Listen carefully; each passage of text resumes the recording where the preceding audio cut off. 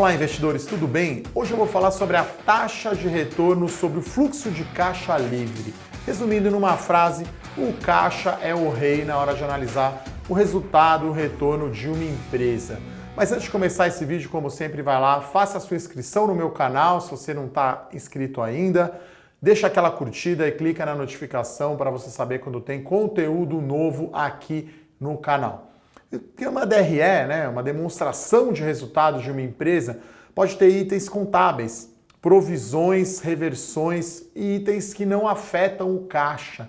Então, quando você olha lucro líquido ou até mesmo margem EBITDA ou margem bruta, você não está vendo se aquela empresa realmente está gerando caixa.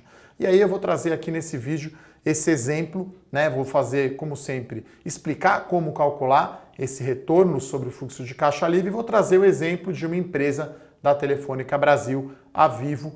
Então é uma métrica que mede quanto a empresa gera de caixa em relação ao seu valor de mercado. Então na hora que você investe numa ação, você é acionista daquela empresa, quanto que você receberia de caixa.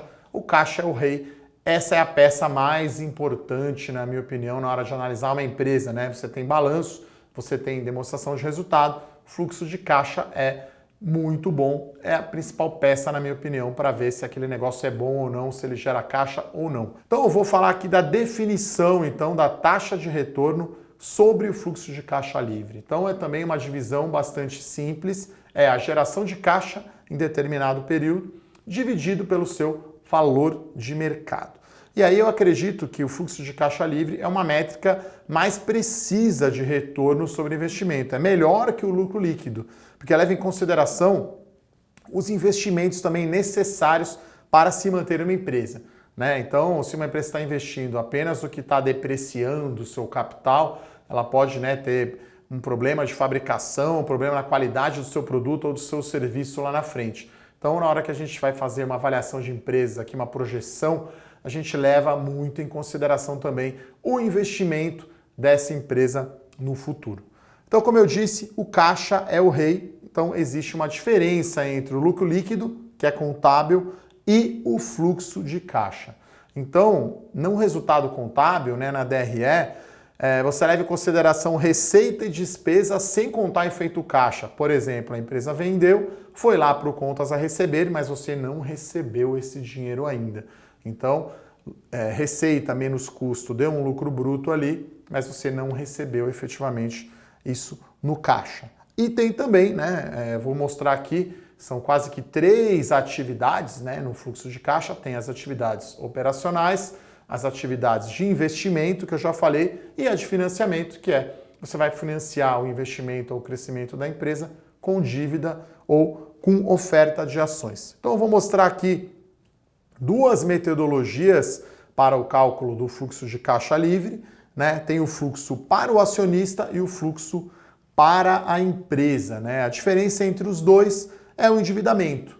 Então, num deles não entra a variação da dívida total e o custo de despesa com juros. Então, o fluxo de caixa livre para o acionista leva em consideração o endividamento e os juros, o fluxo de caixa para a firma não. Então, a fórmula mágica aqui mostrando na tela. Então, a gente começa pelo lucro operacional da empresa, o chamado EBIT. Estou falando aqui do Free Cash Flow to the Firm, fluxo de caixa livre da firma. Então, é EBIT, que é o lucro operacional, mais a depreciação dos ativos. Eu chego no EBITDA recorrente. E aí eu vou tirar investimentos em novos projetos, eu vou tirar impostos, eu vou tirar despesas com juros, eu vou considerar a variação de capital de giro, variação na dívida e eventuais pagamentos de dividendos ou JCP. No fim do dia, esse é o fluxo de caixa para o acionista. Você pode ver a metodologia de cálculo aqui. E aí as empresas divulgam essa informação de 2 formas, como eu falei. Tem o fluxo de caixa indireto, que aí tem as 3 atividades distintas que eu comentei: operacional, investimento e financiamento. E eu gosto bastante do método indireto, porque ele é quase como se fosse aí uma caixa d'água. Você tem lá uma caixa d'água, inicialmente tem 100 litros de água, você usou durante o mês 30 litros, você colocou 20 litros na caixa, você tem 90 litros. É uma coisa bem simples. Então, o fluxo de caixa é a melhor relação, né? É a ligação ali da água, vamos chamar assim, entre o balanço, que é uma conta de saldo, de estoque, né? E a DRE. Então, o fluxo de caixa é o fluxo de água nesse exemplo que eu dei aqui. Tá? Então, acho que esse exemplo da água é bem simples. E aí vamos entrar no mundo das empresas, né? Vamos sair aí da caixa d'água. Vou mostrar um exemplo prático aqui, então, da Telefônica Brasil, a Vivo, né? Usando aqui o exemplo da caixa d'água para mostrar a geração de caixa da companhia. Então, fui lá no release da empresa, a imagem está aqui na tela para você ver. Vou mostrar para vocês a geração de caixa no terceiro trimestre de 2020 e nos primeiros 9 meses do ano.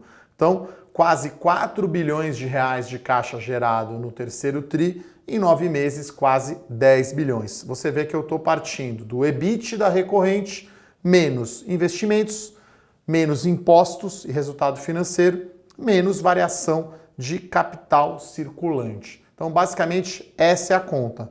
Então, 4 bilhões de reais em 3 meses, 10 bilhões aqui arredondando em 9 meses.